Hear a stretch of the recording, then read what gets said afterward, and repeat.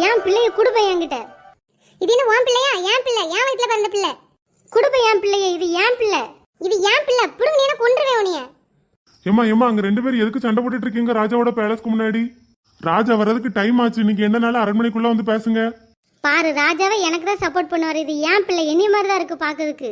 உன்னிய மாதிரி ஒண்ணு இல்ல. மூக்கு உனக்கு பெருசா இருக்கு, இந்த மூக்குல சின்னதா இருக்குது. என் பிள்ளை என்னைய மாதிரி தான் இருக்கும். அம்மா தயவு செஞ்சு சண்டை போடாதங்கம்மா. என்ன பிரச்சனைனாலும் உள்ள வந்து ராஜாட்ட பேசுங்க. ராஜா, உங்களை பாக்குறதுக்கு ரெண்டு ஸ்திரீகள் வெளியில வெயிட் பண்ணிட்டு இருக்காங்க. என்ன விஷயமாக வந்திருக்காங்க?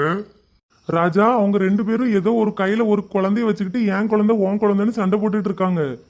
சரி, அவங்க ரெண்டு பேரையும் உள்ள கூட்டிட்டு வா, நான் என்னன்னு விசாரிச்சுக்கிடுதேன். சரி ராஜா, அப்படியே ஆகட்டும்.